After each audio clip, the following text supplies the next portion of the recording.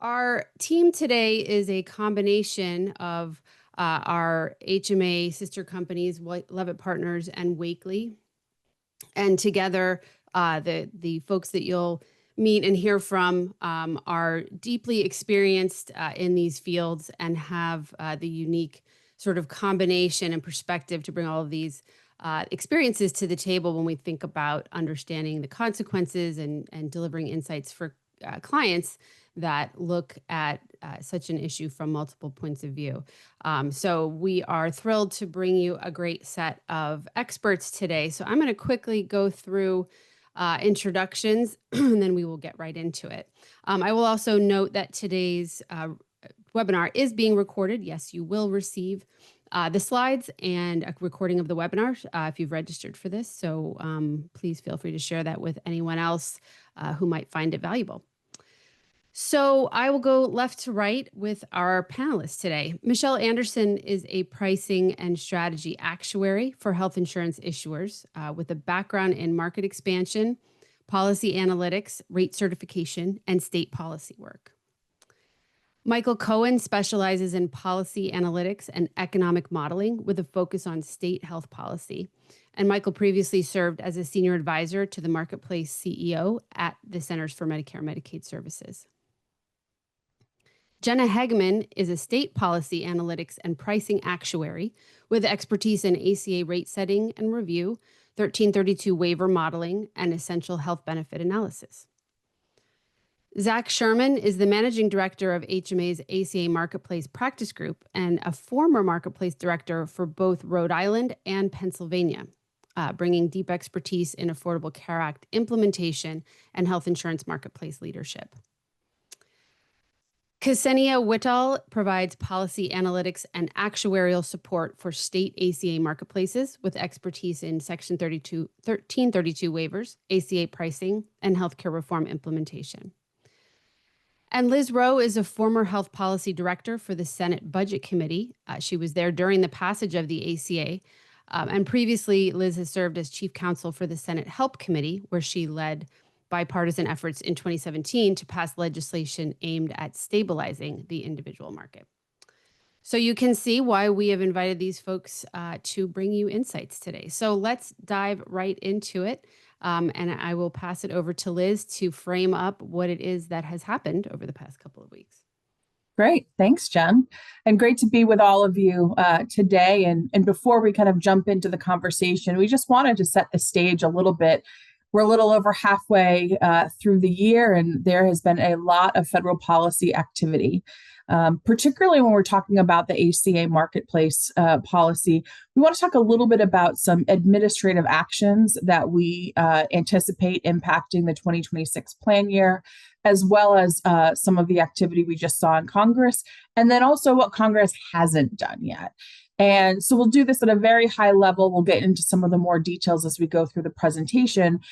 You know, one of the things that we look at when we look at these different administration actions or congressional actions is first, what is the policy doing? But the second is kind of, what is this action telling us? What can we kind of glean from these activities? So for me, I thought in May, at the beginning of May, CMS put out a plan year 2026 rate filing bulletin, which gave technical directions for submissions of plan year 2026 rates for their filing justifications.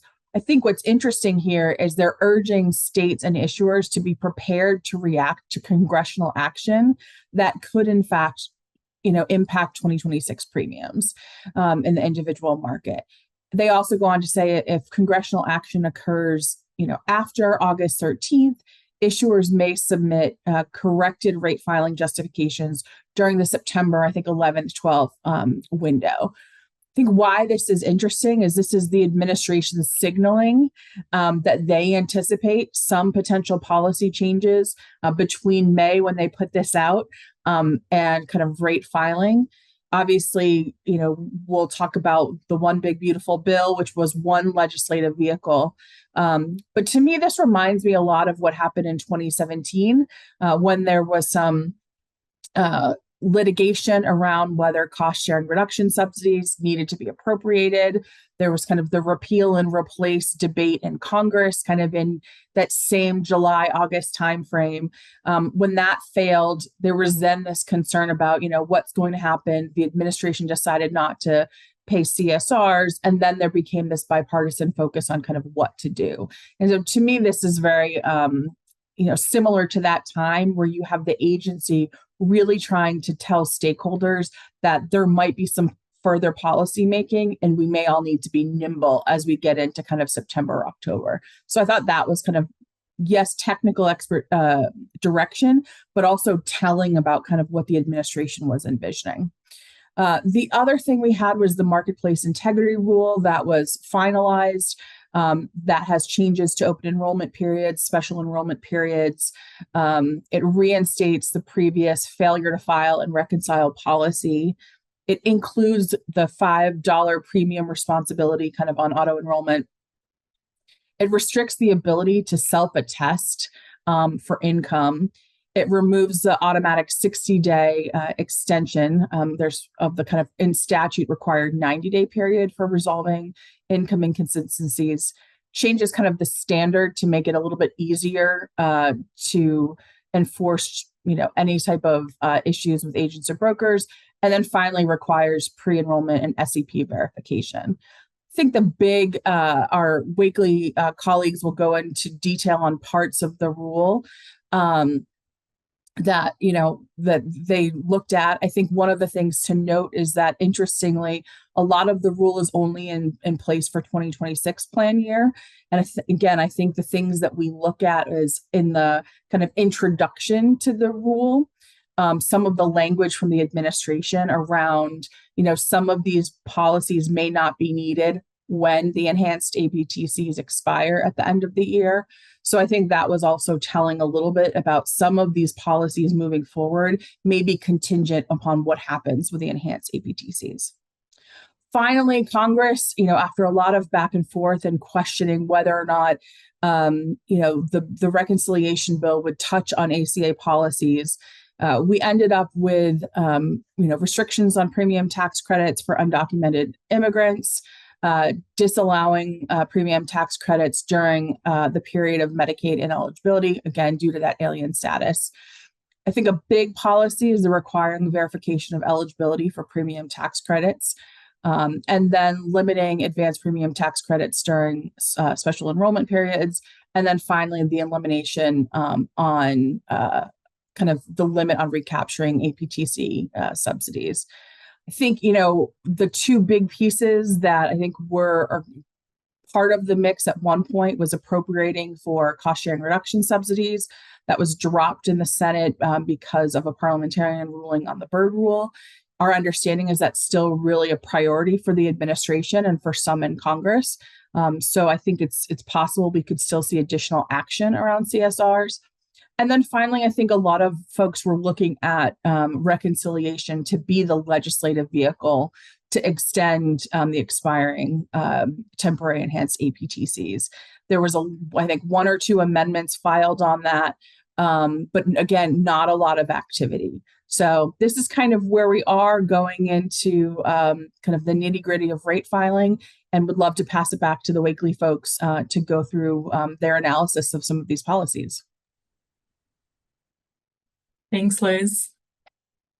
So the focus of our analysis was to estimate the effects on the individual market of both the expiration of EPTCs as well as the provisions included in the House Budget Reconciliation Bill.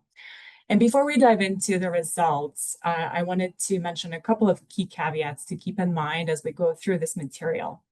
So first of all, we performed our analysis in the first half of June and really finalized it as of June 18th. So it does not account for any subsequent changes, as Liz mentioned, the finalization of the Marketplace Integrity Rule, as well as the passage of the final BBB.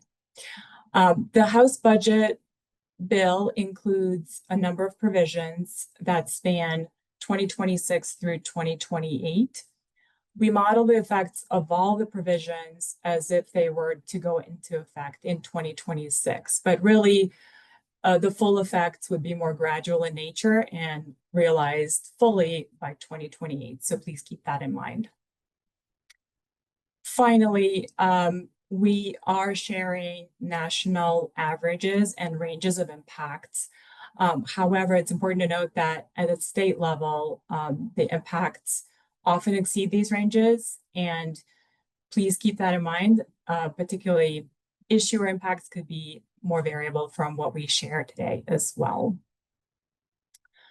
Final note is that we did rely and had access to unique state data that we collected from about half of the state-based marketplaces.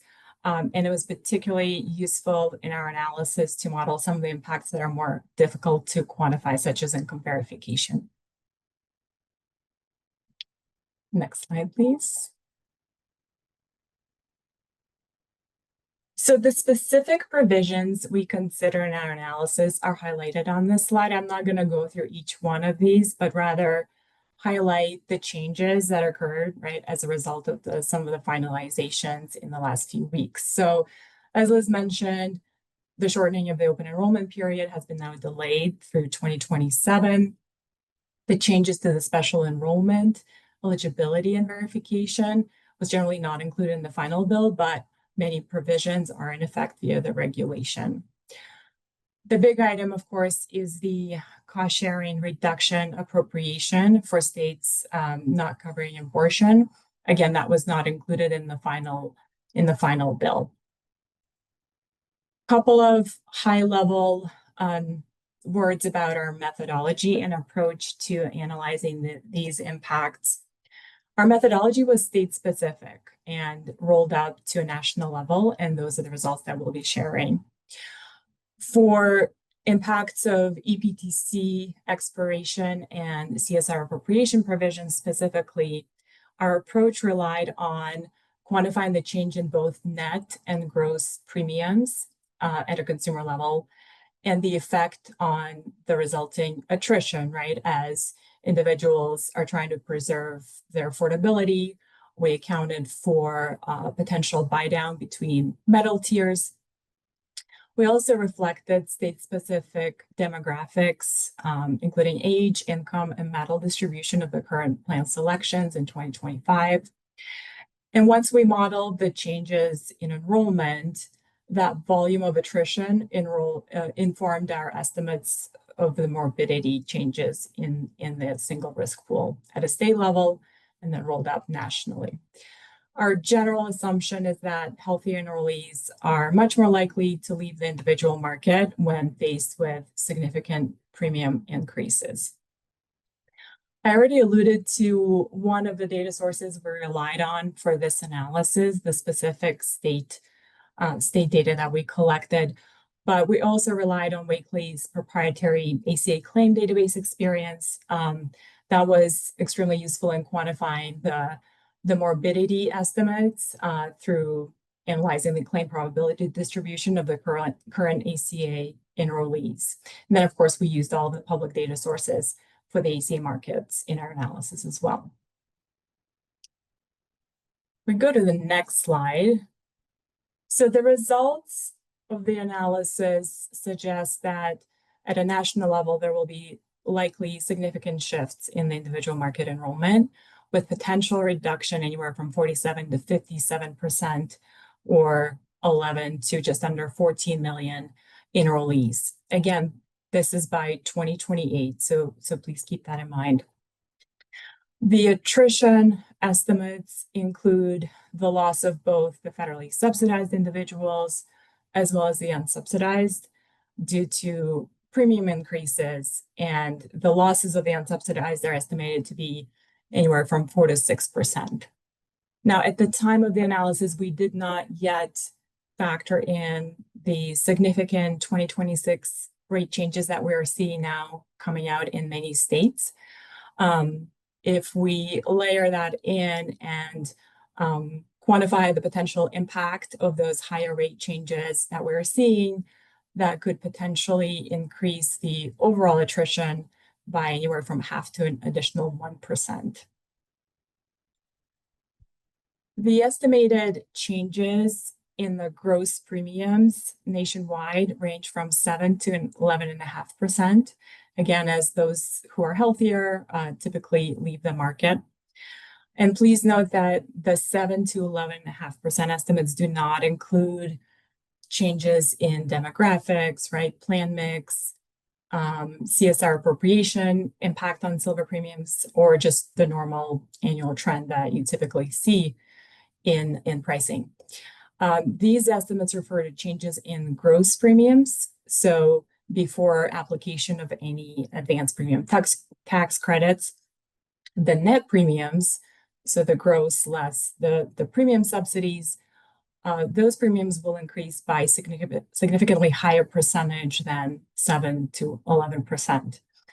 We did not report those figures just given the complexity and high dependency on specific market demographic and metal sloping, etc.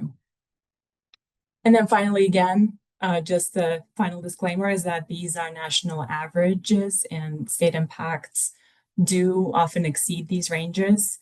And of course, issuer specific impacts could be quite different as well.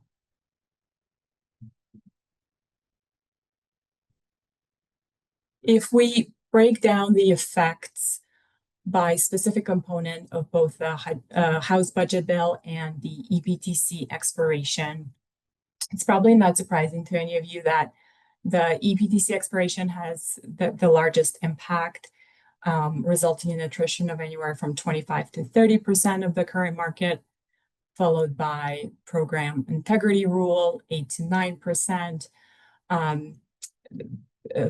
re-enrollment verification, and then immigrant eligibility changes are also big drivers. If we combine all of the provisions in the House Reconciliation Bill, those could reduce enrollment by anywhere from 22 to 27% of the current market when considered on top of the expiration of EPTCs. So that's an important point we want to highlight, is that given a significant overlap, right, of the effects of these various provisions, had we modeled the impact of HR 1, assuming continuation of EPTCs, the impacts would be significantly higher than 22 to 27%. And then finally, the effects of all of these were modeled relative to an estimated market size in 2026. However, again, they do represent that steady state with the ultimate impacts occurring by 2028. And now I will pass it to Jenna Hegeman to discuss some of the additional findings. Thanks, Ksenia. Here we show a table from a report that breaks out the enrollment losses and premium impacts by sub-policy from a prior slide that Ksenia had shared. One thing I want to point out here that Ksenia had also mentioned was overlapping effects. A lot of these sub-policies impact similar populations. However, someone can only disenroll from the market one time for one reason. So we acknowledge that in our estimate of overlapping impacts, which essentially backs out some of the enrollment loss we're estimating due to these other provisions.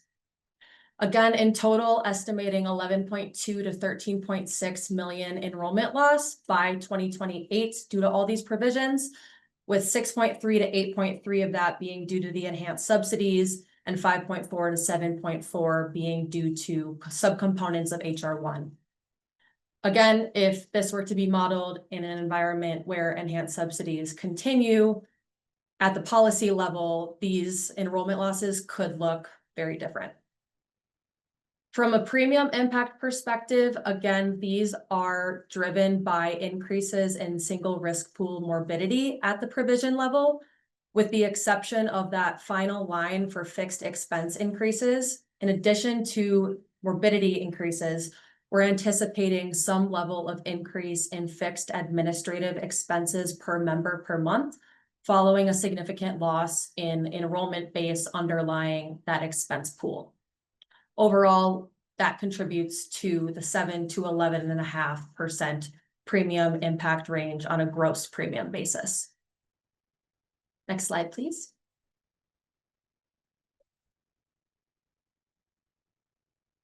One other split we provide within our paper are results by Medicaid expansion versus non-Medicaid expansion states. And what our findings illustrate are that non-expansion states are impacted to a greater degree, both in terms of enrollment losses and morbidity and premium impacts relative to Medicaid expansion states. One driver of this is that non-expansion states saw significant enrollment increases since the introduction of EPTCs 4 years ago, with some states actually doubling or tripling in size over that period. As you can see, enhanced subsidies and HR1 here both have greater impacts for non-Medicaid expansion states. And again, it's really driven by those enrollees that joined the market over the last 4 years, many of them being low income and the same people who are subject to these provisions that we've included in our modeling. Next slide, please. As Liz mentioned, CSR appropriation is no longer a part of the final bill. However, it remains a live issue. So we wanted to provide some illustrative examples of what this could look like if CSR funding occurs in conjunction with EPTC expiration. The population that would be impacted the most is low-income members, and they could see substantial increases in net premium. This would be exacerbated in states with significant silver loading practices like Texas, Vermont, and New Mexico. In these states, gold plan premiums are actually lower cost than silver plan premiums, despite having richer coverage, which means many low-income individuals in these states actually pay little or nothing for their gold level coverage. So if subsidies become less rich, if silver loading goes away because CSRs are funded, resulting in decreases in average subsidies, monthly premiums for these individuals could rise dramatically. For example, someone who is less than 150% of the federal poverty level could see net premium increases of $100 per month, up from being free. Someone who makes 150% of the FPL or more could see increases of $200 or more per month if they choose to remain on the same plan. Now, at that level of income, this is likely unaffordable for these people. So they will be forced to make a decision of, do we want to downgrade to a less generous plan that may be more affordable for us, or are we forced to leave the marketplace altogether due to inability to afford our coverage? Now I will pass it over to Michelle Anderson to talk through what happens next. Great. So we're going to talk first about, why might these estimates that we just covered vary for particular issuers? We are in the midst of the 2026 rate filing season, and many people are tasked with the significant exercise of estimating what will happen, how to be flexible with the changing environment, and where to eventually set these premium rates. So to emphasize what the estimates discussed earlier represent, they will vary from market averages to a particular issuer. What we reported on was a range of potential market averages. So even for a market average, a state could be higher or lower than the point estimates that we reported on. There is high variability even for markets. Going into issuer specifics, it's important to note, there are a number of other key assumptions that inherently have a range and need to be estimated. So to really kind of hone in on what those true effects can be, first, we talked a little bit about some of the emerging information coming out. So what is the size of 2025 enrollment? How does that vary compared to what was estimated? What is the emerging risk pool looking like? Ksenia mentioned the 2026 initial rate changes are also coming in higher, which can have an even larger impact on that unsubsidized population. The numbers we reported are steady state in 2028, and How the immediate effects in 2026 compared to 2028 kind of come to fruition is dependent on the amount of subsidized enrollees in a state, what the market dynamics are, as well as when policies go into effect. And so it will not be the same introduction from 26 to 28 for issuers and at the state level. When an issuer needs to start thinking about how their own population may be impacted, there's big variances by enrollment mix. So, for example, what is the income level or metal level selections that an issuer has? What is the current risk profile for an issuer? So, if you are a competitive narrow network plan with the benchmark silver rate, you may have a higher proportion of lower income individuals be a risk adjustment payer and disproportionately be impacted by some of these policy changes.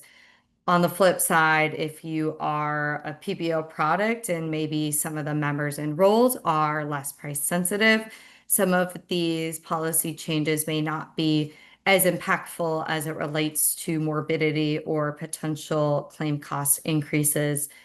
That being said, risk adjustment is a very complicated mechanism in the ACA market that is a function of both the issuer and market changes, along with morbidity and demographic mix. So there is a lot that goes into those calculations that causes for complicated calculations, as well as, just a big potential range for many carriers in a state. Another big consideration as well when you think about issuer ranges and dynamics is how plans are positioned in a market. So to Jenna's last example, there are different implications when a gold plan is cheaper than a silver rather than more expensive. And what is the propensity of a member to be enrolled at $0 cost or low cost on a gold versus a silver plan? So some of those may cause great variation in rates for issuers. Next slide. Michelle, before you jump to the next slide, there's just a question to define the term market morbidity. So do you want to just address that quickly before we go forward?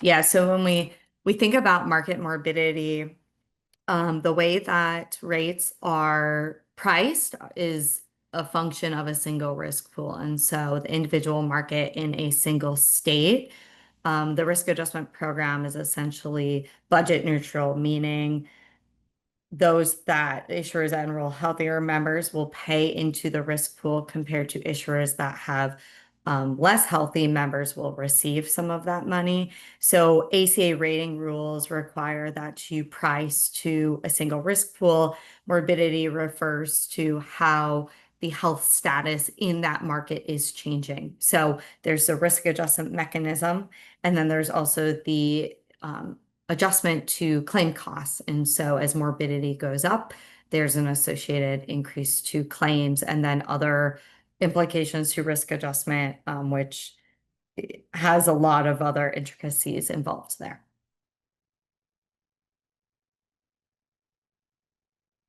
So as we think about other issuer considerations, this is a little bit more of a focus on the actuarial side of the house, and I'll pass it over to Zach and Liz to talk more about considerations, operational. So not only will there be, potential for cost on the administrative side, but also just additional resource adds, and there'll also be more compliance risk if you have additional operational complexities. On the admin side, as the market shrinks, there's also potential for less membership and less members to kind of spread some of those admin costs. So in essence, there'll be additional burden on the issuer side there. Many issuers have already submitted their initial rate filing. There may be still a few more that are working on that. But with all of these changes, there's a lot of revisions that are happening, a lot of conversations with the regulatory reviewers in the state, the DOIs. So, I think important here to make sure that you are staying on top of conversations with the DOIs, making sure that you are able to get in the appropriate morbidity and premium adjustments that are warranted based off of the policy landscape. And then again, just strategies are changing. There's a lot of uncertainties. There's a lot of question marks regarding where things will land. And so ensuring that you're considering the sensitivities and different outcomes in these pricing strategies, which then, unfortunately, it's not a 1 year off the hook situation. There'll be additional complexities in future years, more policy changes, more potential for market churn, and making pricing even in 2027 difficult, given there will be very limited information on what has even happened in 2026. There's also the potential for the market composition to change as it relates to issuers in the market, if there is any change in those that are able to participate. So just another kind of moving target going forward. So I will pass it over to Zach to talk next. Thanks, Michelle, and hi, everyone. Thanks for tuning in. I'm going to talk a little bit about, in the same frame of what comes next, I'm going to talk about the state level reactions in this coming year, for this coming year, plan year, as well as for 2027 and beyond. There, significant, if nothing else changes, considerable eligibility, access, and affordability changes are coming for marketplace consumers in 2026. And all, state level players, marketplaces, departments of insurance, issuers, brokers, navigators, stakeholders helping consumers will play a role in helping people navigate through the change. So with that in mind, just a couple things that will be coming in the coming year. First and foremost, there's some eligibility changes that the marketplaces, both healthcare.gov and state-based marketplaces, will need to make. That the biggest being the removal of the enhanced premium tax credits. There's also the change to premium tax credit eligibility for lawfully present immigrants whose income is below 100% and they've not been in the country for 5 years, the 5-year bar population. And there are other provisions within the payment integrity rule that need to be implemented and rolled out for this coming open enrollment.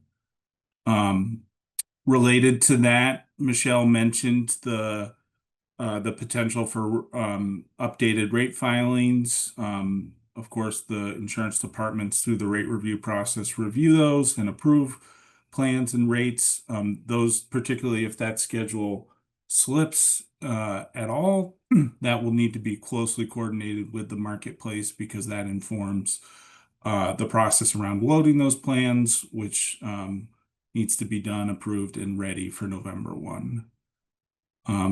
Tied into this, all of this is the process of making sure that impacted consumers, marketplace consumers, are aware of the coming changes. So a broad, aggressive, and coordinated communication effort around the overall rate changes, the net premium impacts, and other operational changes will be pretty paramount to helping consumers understand what's changing and navigate through to staying covered if possible. Marketplaces will need to ramp up customer service and the navigation support. We would expect to see a lot of plan switching this coming open enrollment with net premium changes. Michelle and Jenna both talked about people buying down, moving from gold plans to silver or bronze. I think we'll see a lot of that, and help to consumers navigating through that process is critical. To the extent your state has a state-based marketplace, as consumers go through open enrollment, go through the renewal process, to the extent there are issues, barriers, confusion, challenges, marketplaces have some flexibility to help deal with that. Exceptional circumstances, SEPs, for example, may be leveraged as a way to help people navigate through. And if you're in a state that has a state funded state affordability vehicle, a reinsurance program, state subsidies, and to the extent there are resources available, trying to blunt the affordability impacts of EPTC going away could be mitigated through ramping up state funding into such a program. Next slide, please. Zach, there's two questions specific to this slide. I thought I might just jump in. One Sure. is just, can you explain the definition of lawfully present immigrant that you mentioned? Just clarify what that means. Can I? Well, first thing I'll say is I'm not an immigration attorney. I'm also not an attorney. But lawfully present immigrant broadly is someone who is legally in this country and not a citizen or a U.S. national, I believe. So we're talking broadly about different types of immigration statuses, which largely speaking, if you are lawfully present and otherwise qualified for marketplace coverage and financial assistance, you can access it. So what the new bill does for 2026 is carve out a specific category of lawfully present immigrants and says they're no longer going to be eligible for premium tax credits through the marketplaces. So those definitions are in the bill. Yeah, I mean, there's a lot of the definitions are in the bill, and there are many different statuses that roll up to lawfully present immigrant, and I can't drop them all off the top of my head. Okay, that's fine. And then just a question about whether the states have the technical capability to implement these changes this quickly with customer service and navigation, some of the changes that you're mentioning here on this slide. Just kind of a sense of how quickly do you think they're able to ramp up changes? Yeah, I think it's going to be tight and difficult, and that it is largely dependent on where folks are in their technology implementation schedules, whether or not they have capacity to make changes so quickly, whether or not there's budget and resources available to increase call center capacity, whether or not there's budget to put into the Navigator program to add in resources. So it's going to be state dependent. I know that all state marketplaces have been preparing for this for a long time, so nobody's starting this week. So there's been planning and contingency efforts, and I think efforts will be made to make it as smooth as possible. But I think it's not going to be easy.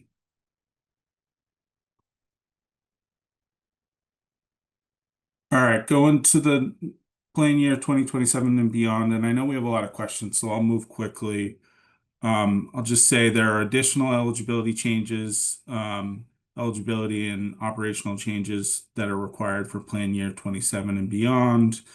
There's new pre-enrollment verification requirements that will need to be implemented for 2028, which will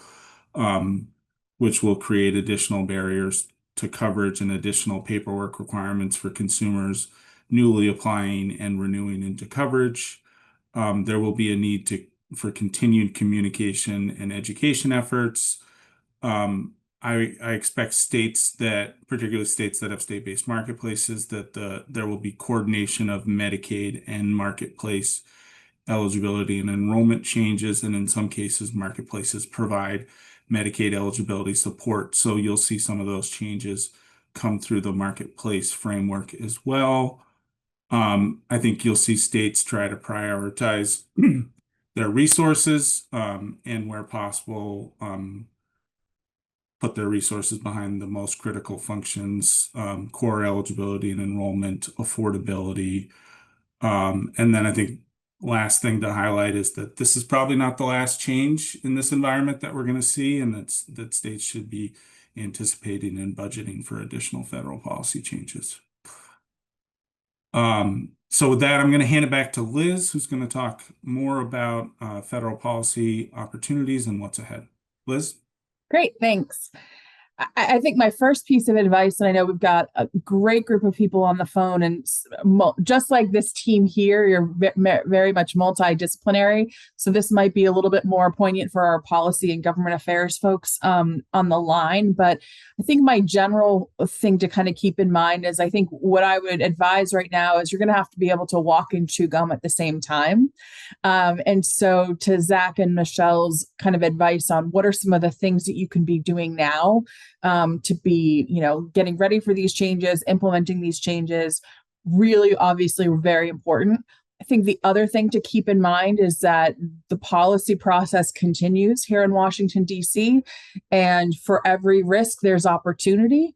And so I think it's, really important for folks in this community to be active when it comes to policymaking and advocacy. I used to be up on the Hill, as Jen mentioned, and over at the Help Committee during 2017. And, you can have the best Hill staff in the world, but they're unlikely to be actuaries. They're unlikely to have actually worked in a plan or in a state. And really understanding the real world consequences of a different menu of policies is actually really helpful and important. And so I would just, tell folks that I think it's really important now to also be thinking about the federal policy opportunities. I think, a lot of people focused on reconciliation. That ship has kind of sailed. And so when we look at the rest of the year, I think appropriations is probably the best vehicle to be addressing some of these issues. The way I think about it is, while the enhanced temporary APTC expires at the end of this year, and a lot of the focus has been on extending that, I think it's important to think about market stability in an overall bucket, and what are some of the different policies that you could get consensus on, particularly in a Republican House and Senate with a Republican president. So that would be one thing I would be thinking about, is as we see appropriations coming, again, that has to happen by the end of September. So that's a really tough time frame, obviously, for all of you. But from my perspective, having lived through this, it's really, that time when members start to see these issues bubbling up, that they feel the need to address it. So I would be looking at appropriations in September, potentially December. I've also heard now we might be looking at an emergency supplemental funding bill at some time in late summer related to the hurricanes and some of the awful tragedies we're seeing across the country. So those would be the vehicles that I would be looking at. I don't think this is an area where Congress could do like a standalone bill. I just don't think there's enough consensus around ACA related issues. The other things where I think provide opportunity is, we have the Marketplace Integrity Rule is a fast turnaround for a number of those policies. Again, it provides a great opportunity to be talking to your state officials, your insurance commissioners, also making sure that you're talking with their, associations, and then talking to the administration and making sure that as they're implementing this, they have a good understanding of what the impact will be. Same thing is true on HR 1, the reconciliation bill that we just talked about. The verification language doesn't go automatically into place. And so we've got to look a year or so, I think, to impact what that looks like. And I'm assuming they would do some regulations around it. So to me, that provides an opportunity. And then finally, in the fall, they'll starting to put together the 2027 plan year notice of benefit and payment parameters draft rule. And I think that also will be another vehicle where you'll start to see some of these policies touching the ACA marketplace kind of continue.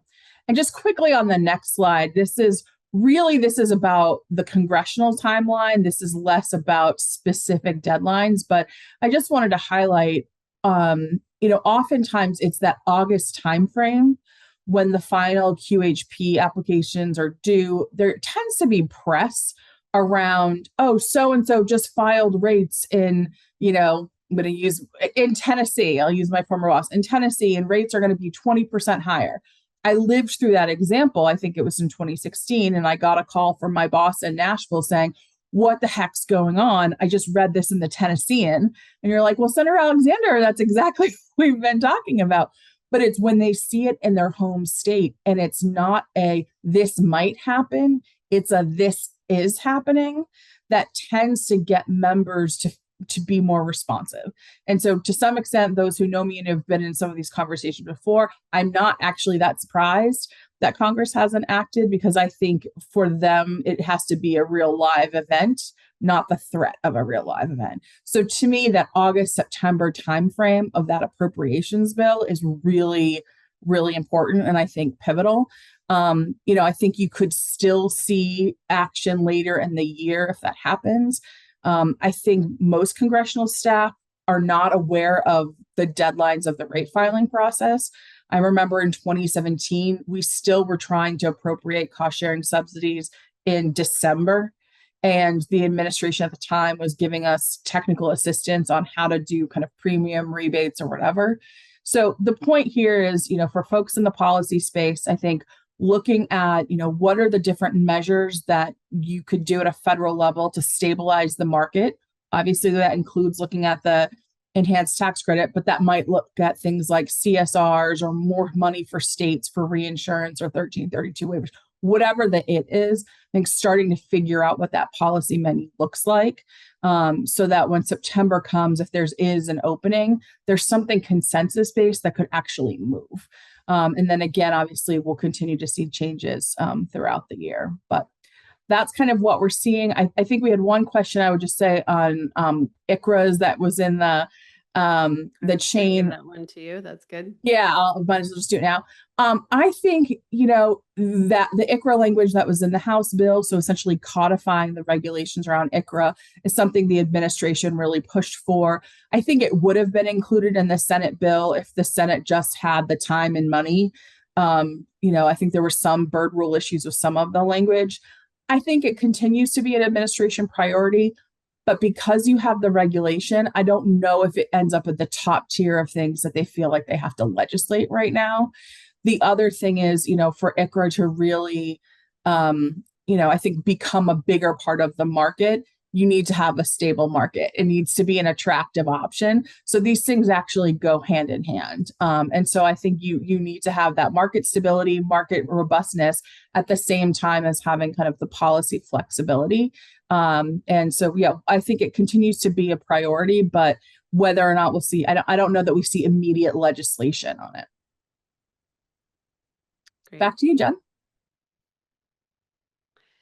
Thank you. Well, let's move into questions. I think, before we do that, I think obviously the takeaways from this conversation, as Liz was just saying, now is the time to be developing, advocating for consensus-based policies to stabilize the marketplace, because obviously that a lot of things hinge on that. Another is to really assess the risks and sensitivities to these potential outcomes, financial and otherwise, and then just to ready those operations for states and state-based marketplaces to prepare consumers for significant affordability and access changes. And that does get to, there's a bunch of questions about sort of churn. If we I think there was a question about impact from the churn off of Medicaid, and whether, we kind of considered the overall churn as we did some of these analyses. So, Zach, maybe I'll turf that to you first for a response. Certainly. Yeah. I think the first thing to note is that the analysis that the Wakely team did not account for any sort of influx of marketplace of consumers due to changes in Medicaid policy from the House reconciliation bill. So that's the first thing I'll say. I think there is certainly a possibility in the outlook for states where if from all the changes on the Medicaid side of the house, if they are not able to say, for example, continue to fund their Medicaid expansion program, that there could be a decommissioning of the expansion population in such a state, and as a result of that, the population between 100 and 138% of federal poverty, who was previously Medicaid eligible, would now become Marketplace eligible. So that's a potential churn into Marketplace implication that may play out. Enhanced eligibility processes on the Medicaid side could result in more people churning out of Medicaid for income reasons or other reasons coming over to Marketplace. And I know there was a question around the work requirements piece and whether or not that would send folks over to Marketplace. And I think it's important to clarify that no, it won't. That that the enacted bill had a provision that explicitly made clear that if you are denied Medicaid because of the community engagement requirements, you are still considered qualified for affordable minimum essential coverage, which in effect means you could not get financial assistance through the Marketplace.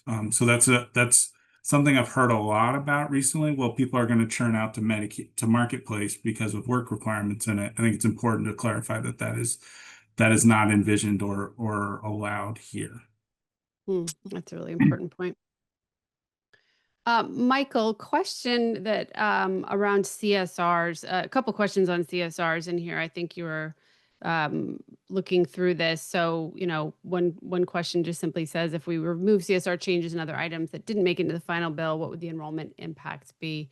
And just some other thoughts on CSRs, if you want to jump in here.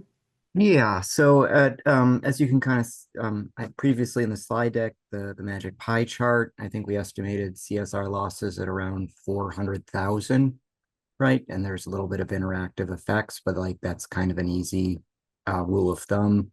The program integrity rule that was finalized is a little bit different than what we estimated, according to HHS, by somewhere between 25 and 200,000. And then there's some other kinds of interaction things. So it should overall kind of decrease at the margins. However, it kind of still falls well within kind of like the big picture range that we presented. There were also a few questions around 2025 that are kind of coming to light since we completed the analysis. And maybe I'll pass it over to Michelle to speak to that when as we're thinking about updating this analysis is something that we want to make sure we appropriately consider and fully internalize before producing new numbers. Yeah, so maybe I can hit on a little bit more on the emerging information that could impact the analysis, along with what the discussion on 2025 morbidity and risk pool. So the first thing to keep in mind is at the time of the analysis, the only available enrollment information was coming from the CMS open enrollment reports. So that's on an enrolled basis. In certain reports that have come out as of late, some of the effectuation of that membership might look different than what was estimated. So the total size of the market may be different than what we had estimated in our report. So I think when you're looking at potential market attrition, it's good to keep in mind what the effectuation patterns are in the market throughout 2025 may not mirror the last few years. Another thing we mentioned was the 2026 rate increases. So that will mostly impact the unsubsidized population that is not sheltered by any of the APTC. So there would be more market shrinkage and incremental morbidity increases due to that. When we think about the 2025 risk pool deteriorating, so that would be additive to what we've done. So our numbers are purely impacts due to policy changes. There's no other trend or incremental adjustments to that. So that would need to be layered on top of what we estimated. I think, answering the question on are there conclusions around what's happening in the 2025 risk pool? It's really we're monitoring it. We are not sure either. If you look across the industry, there are a lot of trend headwinds and varying utilization patterns. There was also the pattern of Medicaid redetermination in many states throughout 23 and 24. And so 2025 is really the first year where maybe some of these members or those coming in throughout the special enrollment period will be fully realizing perhaps some of that risk. Could also be some of the market stabilizing as it relates to churn. And so there could be an aspect of coding trend as well. It's still pretty early on in 2025. And so I think, like many others on this call, we are monitoring and doing additional analyses to kind of try to tease out what may be happening throughout the market. Thank you for that. There's a couple questions around what states are going to do. So Zach, maybe you can at least start with that. One question of whether you think state-based marketplaces might be moving back to the federal marketplace, and also kind of speculation on states pursuing reinsurance or state affordability programs in response to this. Yeah, I mean, I think the question about what SBMs will do and whether or not they can sustain their operations financially, given considerable enrollment losses, and is a good question. I've heard a fair amount of speculation about financial sustainability challenges in the long run as a result of some of these changes. I have not heard any state come out and say that that would be the case. I think there's a potential deterrent on new states making the jump, moving from healthcare.gov to their own marketplace, given the outlook for the market and the lack, potential instability in the long run. So certainly something to watch and pay attention to as this plays out in the coming years. And then on the affordability program, I do think some states will do what they can to try and address affordability challenges. Obviously, that is going to be very dependent on the availability of state resources, and I think we are going into a pretty considerably challenging period in terms of state budgets. So that'll be something certainly to watch. But yes, I think you'll see states try and get creative with reinsurance, with state subsidy programs, with potentially silver loading, to the extent that continues to be a mechanism that's available. So certainly something that states will be taking a hard look at. And also somebody asked about Section 1332 waivers. Is that kind of another potential? Yeah, I mean, reinsurance is enabled and authorized through 1332 waivers. So certainly, I think we have over 15 to 20 states with 1332 authorized reinsurance waivers. And I think I would imagine the CMS is taking a hard look at 1332 and may issue changes. And Liz, you may have thoughts on that. Yeah, Jen, I was just going to add, historically, when I think about what are things that I could see congressional Republicans supporting in this space, they have supported federal funds to go to states for reinsurance, or, as part of the 2017 repeal and replace bill, they had a big stability fund that went to states. They also view 1332 waivers as kind of a good, opportunity. Susan Collins was the leader of this kind of state-based reinsurance policy in 2017. So, we just saw in the House, in the reconciliation bill, kind of a rural health fund be the solution for some of the policy challenges and Medicaid. It wouldn't surprise me, frankly, to see Republicans be supportive of some type of funding, maybe to help states out with kind of state-based stability programs. That seems something to me that might be palatable. So it could be interesting to see if something like that shows up kind of in an appropriations bill. There's only 1 minute left, but so this will be a 10-second lightning round. Any chance of a 2026 budget reconciliation bill, and could any of this fall in that? There is a chance for it. They would need to pass a budget first, which is very unlikely. There were a lot of promises made to Republicans around deficit reduction and additional spending reductions in order to get the votes for the reconciliation bill. So I would say it's possible, but I don't know how likely it is. But CSRs, if you pushed out appropriating CSRs by like a year or so, I actually think you can get it through the Byrd rule. You absolutely could touch the credits as well. I don't see it. I don't see them wanting to open up healthcare anytime soon. Yeah.